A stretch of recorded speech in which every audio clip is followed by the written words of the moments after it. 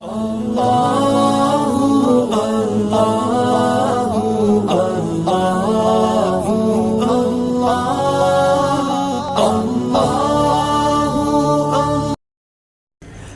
علیکم ملګرو، زه یم عبدالقدیر سلیمان خیل او تاسو ګورئ معلومات چینل. محترمو دوستانو، موږ او تاسې په خپل ژوند کې ځینې داسې کارونه کوو کوم چې موږ ته معلوم نه وي، خو زموږ په ژوند کې د بدبختۍ او غریبۍ لامل ګرځي. نو ولې نه له دغو کارونو نه تر مخکې لا ځان خبر کړو او له داسې کارونو نه ډډه وکړو.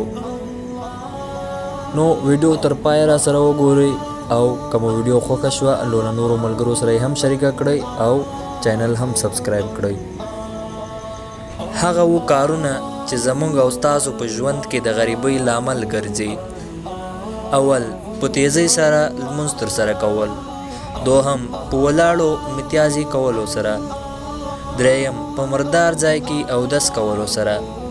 څلورم، په ولاړو اوبه څښلو سره. پنځم، د خولې په ذریعه چراغ یا اور ته ورپوښل. شپږم، په غاښونو نوکان ماتولو سره.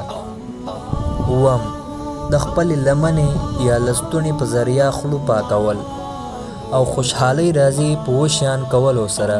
اول، د قرآن کریم تلاوت کولو سره. دوهم، 5 وخته لمونځ ترسره کولو سره. دریم، هر وخت د الله تعالی شکر ادا کولو سره. څلورم، د غریبانو مرسته کولو سره.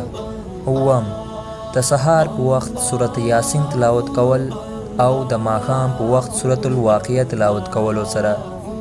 دا ویډیو حتما د سره شریکه کړئ، کېدای شي ستاسو له وجې دا خبره د چا زړه ته ولوېږي.